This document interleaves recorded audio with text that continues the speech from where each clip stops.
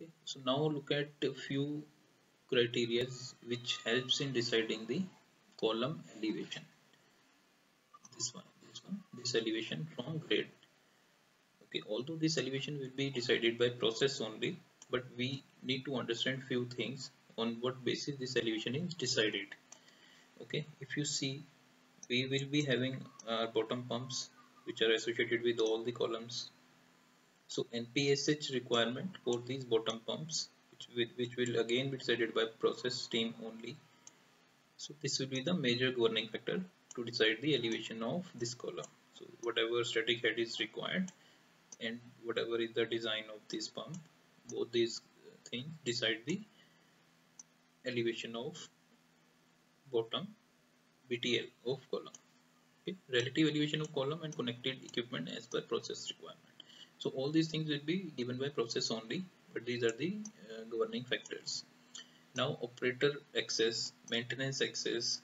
Okay, these two things are something which process cannot check. This will be given by the layout team only.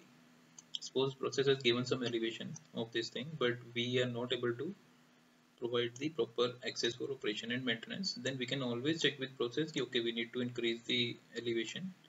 Is it possible or not? Okay, increasing elevation is always possible with process. They don't have any problem because it is only increasing the static head. Okay, but we cannot decrease it below process requirements. Then again, reboiler, vertical reboiler. If you see, sometimes we have a reboiler connected to column, directly connected to column, and we need to maintain bundle removal space below this.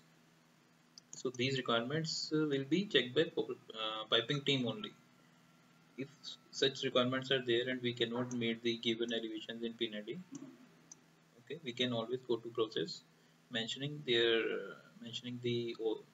requirements by layout, and we can always change the BTL elevation.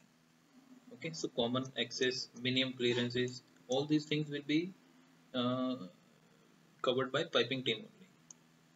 Okay, so piping and process usually decide the elevation of this column.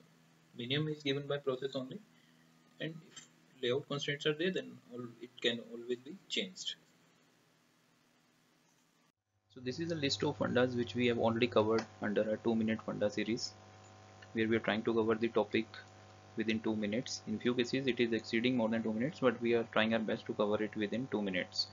Okay, we have recently started this series under the same oil and gas funda knowledge sharing platform.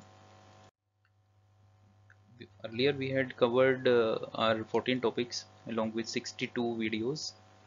Okay, now we have covered we have started this series 2-minute funda, and we have added more than 100 videos here. So into altogether we have more than 200 videos now. I'm sure you are watching it under standard and HD format along with the subtitles. Many more are on the way, so stay tuned. I'm sure you are enjoying the videos. So see you in the next part.